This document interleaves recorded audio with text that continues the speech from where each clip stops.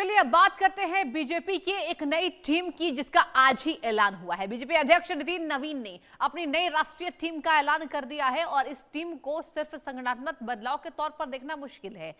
65 सदस्यों वाली नई टीम में 13 राष्ट्रीय उपाध्यक्ष हैं, 8 राष्ट्रीय महामंत्री हैं, 16 राष्ट्रीय मंत्री बनाए गए हैं। स्मृति ईरानी की राष्ट्रीय महामंत्री के तौर पर वापसी और राम माधव को राष्ट्रीय उपाध्यक्ष की जिम्मेदारी मिलना इस टीम की रणनीतिक अहमियत को बढ़ाता है।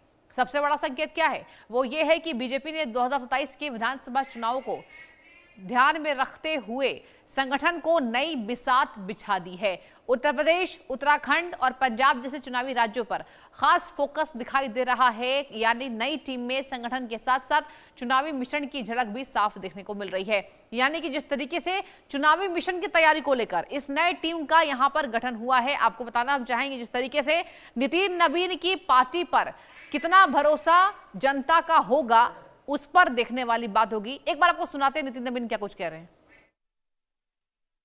मैं मानता हूं कि ये भाजपा के भविष्य की टीम है, भविष्य के भारत की टीम है और मैं इस टीम को बहुत शुभकामना देता हूं और कहीं न कहीं माननीय प्रधानमंत्री के विजन को, प्रधानमंत्री के संकल्प को ये टीम जमीन स्तर पर लेके जाएगी और कार्यकर्ताओं के साथ एक संबंध, जनता के साथ संवाद और निश्चित रूप से एक संकल्प के साथ काम करें।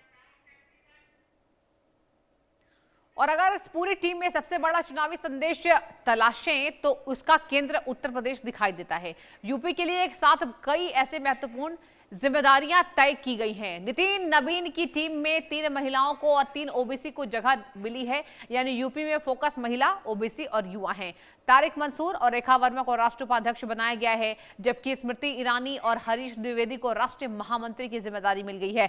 डॉक्टर भोला सिंह और संगीता यादव को राष्ट्रीय मंत्री बनाया गया है। इसके अलावा ओबीसी और अल्पसंख्यक मोर्चे की कमान भी यूपी से जुड़े चेहरों को ही दी गई है। ऐसे में 2027 के यूपी चुनाव को लेकर बीजेपी के संगठनात्मक फोकस का अंदाजा लगाया जा सकता है। यानी कि 27 में किस तरीके से बीजेपी का फोकस होने वाला है।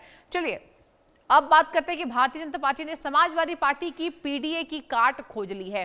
भाजपा की नई राष्ट्रीय कार्यकारिणी में मुसलमान और ओबीसी चेहरों को जगह देने के साथ भाजपा ने मिशन उत्तर प्रदेश 2027 की तैयारी भी शुरू कर दी है। भाजपा ने संगठन में बड़ा फेरबदल करते हुए कई चेहरों को मौका दे दिया है।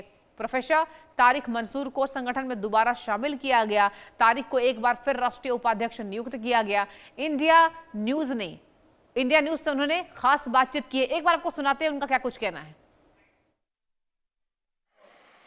अलीगढ़ मुस्लिम यूनिवर्सिटी के पूर्व वाइस चांसलर तारिक मंसूर साहब को एक बार फिर से प्रधानमंत्री नरेंद्र मोदी की टीम में बड़ी जगह यानी राष्ट्रीय उपाध्यक्ष बना दिया गया है। ऐसे में बातचीत करने के लिए मेरे साथ तारिक साहब हैं, जानेंगे उनसे कि आखिर अगला जो इशू होंगे क्या। सर, आपको फिर दोबारा से राष्ट्रीय उपाध्यक्ष की जिम्मेदारी दी गई है, क्या कहेंगे?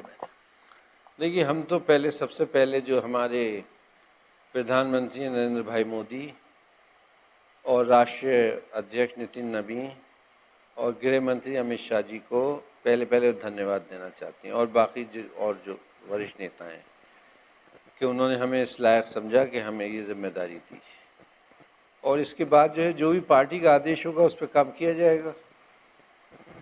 सर, नितिन नवीन जी की टीम में 2027 का चुनाव नज़दीक आ रहा है, ऐसे में आपको जिम्मेदारी दी गई है, तो ये जो चुनाव है, उत्तर प्रदेश का भी चुनाव है, इसको लेकर क्या ग्राउंड पर क्या वो चीज़ें रहेंगी जो कम्युनिटी यानी मुस्लिम जो लोग हैं उनको पार्टी की तरफ जोड़ा जाए?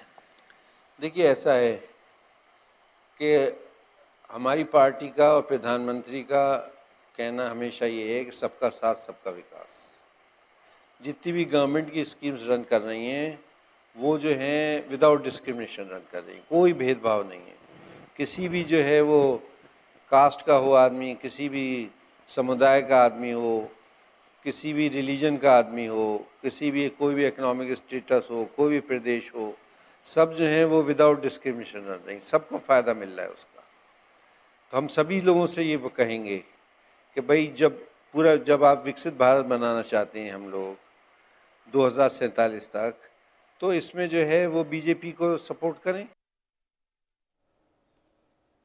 और वहीं उत्तराखंड और पंजाब को लेकर भी बीजेपी ने संगठन में साफ संकेत दिए हैं दर्शकों की। उत्तराखंड में पूर्व मुख्यमंत्री तीरथ सिंह रावत को राष्ट्रीय उपाध्यक्ष बनाया गया है। अब महेंद्र पांडे को राष्ट्रीय कार्यकालय यहां पर मंत्री और अनिल बलूनी की मीडिया संयोजक की जिम्मेदारी दी गई है। अब वहीं पंजाब में सरदार मनप्रीत सिंह बादल को, आपको बताया मनप्रीत सिंह बादल को माफ कीजिए, राष्ट्रीय उपाध्यक्ष बनाया गया है और तरुण चुग को राष्ट्रीय कार्यालय प्रभारी की जिम्मेदारी मिली है। यानी जिन राज्यों में चुनावी मुकाबला सामने है वहां के नेताओं को राष्ट्रीय संगठन में भूमिका देकर बीजेपी ने राज्य और केंद्र के संगठन के बीच में सीधा तालमेल बनाने की कोशिश की है। यानी कि राज्य से लेकर यहां जिस तरीके से चुनावों की रणनीतियां भी इसमें शामिल है।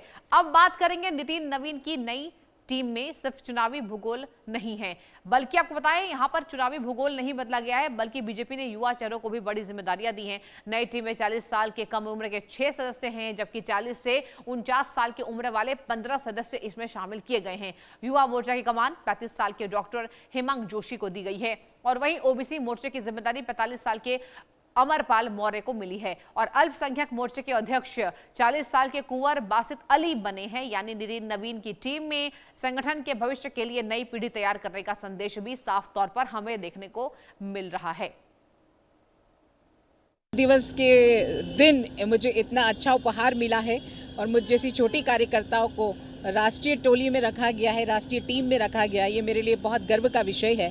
लेकिन पार्टी जैसा बोलती है कि महिला सशक्तिकरण की बात करती है, पार्टी में निश्चित रूप से महिलाओं के हर अधिकारों का, हर उनके सम्मान का, उनकी सुरक्षा का और सारी चीज़ों के लिए निश्चित रूप से महिलाओं के लिए हम काम करेंगे और ये एक बड़ा दायित्व है। इसके लिए मैं राष्ट्रीय नेतृत्व, प्रदेश नेतृत्व सबका बहुत बहुत आभार। मंत्री माननीय रत्नाकर जी, जिन लोगों ने मुझे ये दायित्व दिलाने में जो अपनी कर्तव्य निभाए, उन लोगों का मैं दिल से शुक्रिया अदा करती हूँ, बहुत आभार व्यक्त करती हूँ। पार्टी के विस्तार को लेकर सर्वस्पर्शी सर्वव्यापी के जो संकल्प के साथ में भारतीय जनता पार्टी काम कर रही है, नए लक्ष्यों के साथ में देश भर में भारतीय जनता पार्टी की सरकार की योजनाएं नीचे तक पहुंचे और संगठन का विस्तार हो, ये तमाम विषयों को लेकर पार्टी ने संगठन में दायित्व दिया है। और निश्चित तौर पर मैं एक छोटा सा कार्यकर्ता हूँ, लंबे समय से संगठन में काम कर रहा हूँ, इसलिए इस दायित्व को करते करते जो भी संगठन का निर्देश होगा उसको हम 100% सिचुएशन करने रहेंगे। प्रायोरिटीज भारतीय जनता पार्टी की बिल्कुल स्पष्ट रहती है कि जनता की सेवा के लिए भारतीय जनता पार्टी को चुनाव जीतना है और प्रण प्राण से सोशल मीडिया के माध्यम से हम और हमारी पूरी टीम इसमें काम करें।